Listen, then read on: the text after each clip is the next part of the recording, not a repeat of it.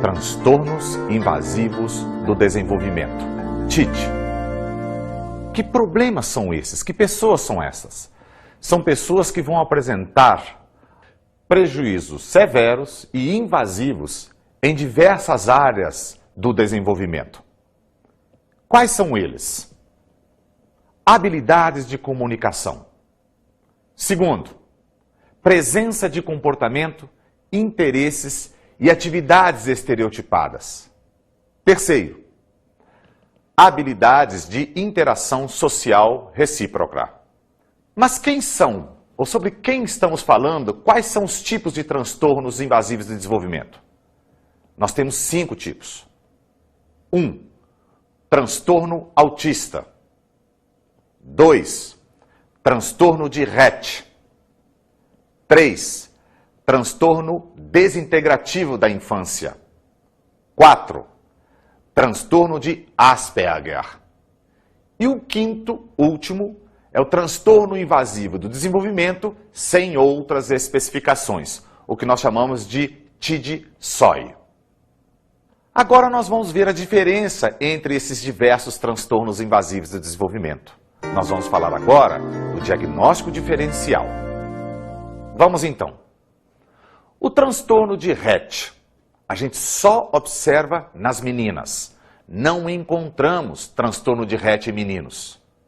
Enquanto no transtorno autista, vamos encontrar de 3 até 4 meninos para cada menina.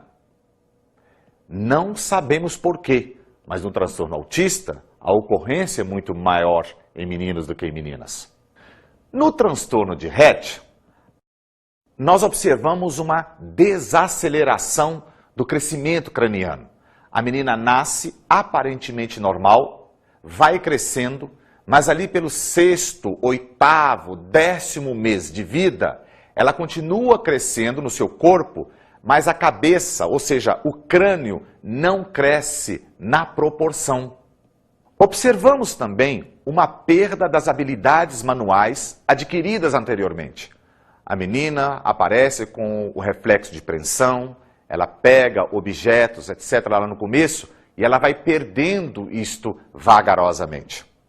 Há também um aparecimento de marcha pouco coordenada ou movimentos do tronco. Esta menina, ao longo do tempo, quando já sabe andar, ela enrijece o seu corpo, ela tem um andar como se fosse um andar robotizado. Vamos agora ver a diferença entre o transtorno autista e o transtorno desintegrativo da infância, que nós chamamos de TDI. No transtorno desintegrativo da infância, a criança nasce aparentemente normal, desenvolve-se aparentemente normal, só que entre o 2º ano de vida até o 8º ano de vida, ela começa a perder uma série de habilidades que ela havia aprendido anteriormente. Na verdade, ela começa a se desintegrar. Por isso é que nós chamamos de TDI, transtorno desintegrativo da infância. Pode ser que seja uma criança com 5 anos de idade, com 6 anos, 7 anos, que já aprendeu a escrever, aprendeu a falar, aprendeu a tomar banho sozinho. Portanto, tem um desenvolvimento totalmente normal. E num período da sua vida, até no máximo 8 anos de idade, ela perde essas habilidades. Já a diferença entre o transtorno autista do transtorno de Asperger está bem caracterizada, porque no transtorno de Asperger nós não observamos, por exemplo, um atraso no desenvolvimento da fala. Um menino ou uma menina com Asperger, ela já começa a falar com 2 anos e meio frases completas. Ela consegue fazer, muitas vezes, algumas operações matemáticas, até mais complexas, com 3, 4 anos de idade. Ao passo que no autismo, nós observamos essas diferenças, inclusive muitas delas, alguns atrasos.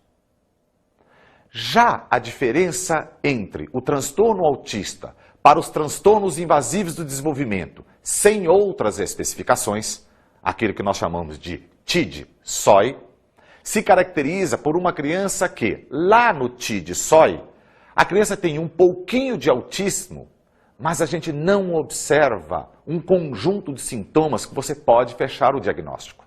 Ela apresenta um pouquinho de Rett, ou apresenta um pouquinho de desintegrativo da infância, mas nós não observamos um conjunto de sintomas para poder fechar o diagnóstico.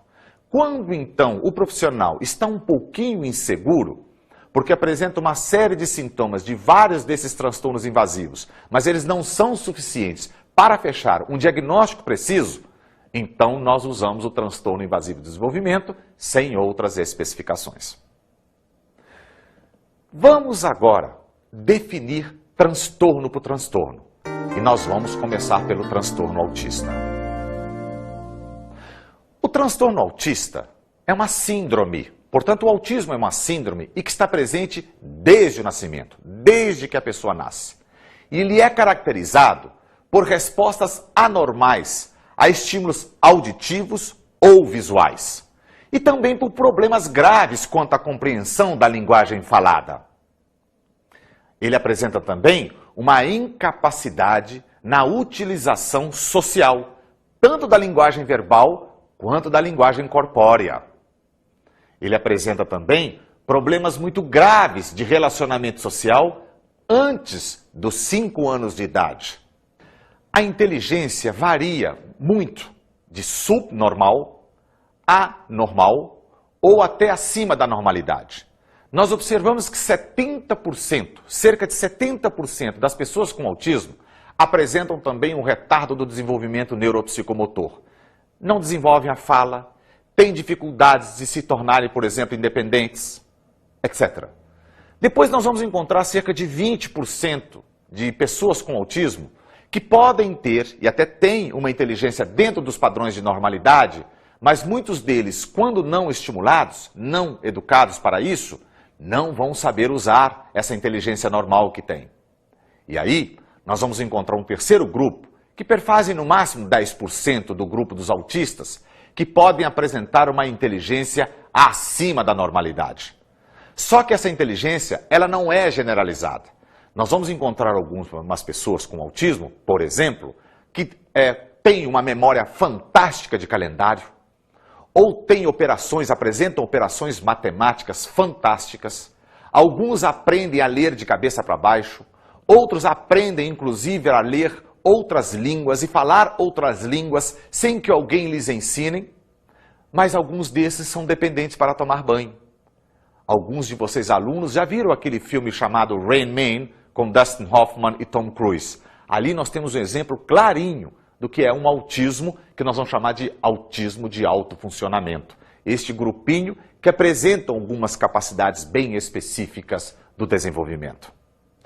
Os sintomas cardeais para o reconhecimento do transtorno autista são 14. Quais são eles? Primeiro, não se mistura com outras crianças. Segundo, age como se fosse surdo. Terceiro, resiste ao aprendizado. Quarto, não demonstra medo de perigos reais. Quinto, resiste a mudanças de rotina. Sexto, usa pessoas como ferramentas. Sétimo, ele apresenta risos e movimentos não apropriados. Oitavo, resiste ao contato físico. Nono, apresenta uma acentuada hiperatividade física. Décimo, não mantém contato visual.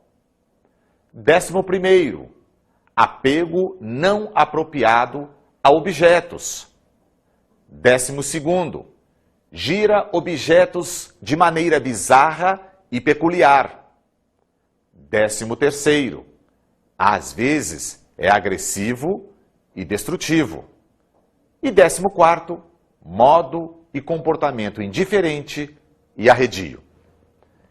Estes são o que nós chamamos dos 14 sintomas cardeais para que uma pessoa possa reconhecer se uma criança está ou não com transtorno autista.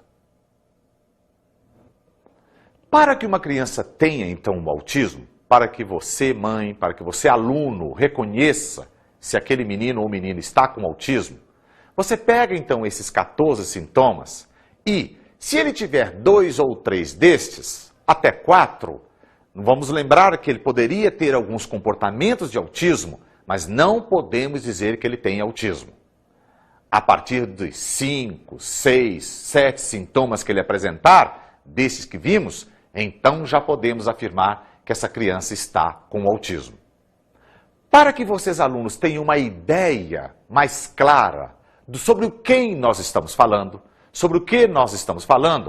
vamos ver algumas cenas do filme Meu Filho, Meu Mundo, que ilustra bem classicamente os comportamentos mais típicos de autismo.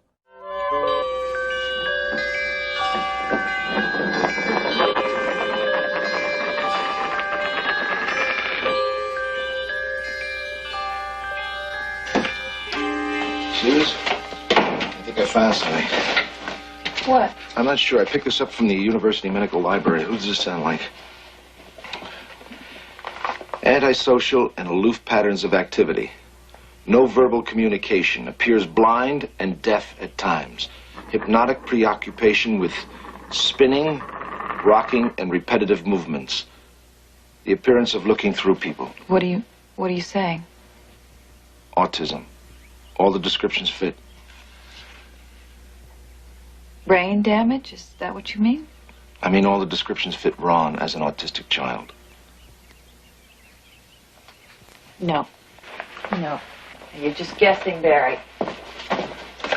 Nós já definimos o transtorno autista. Agora, vamos definir o transtorno de Rett.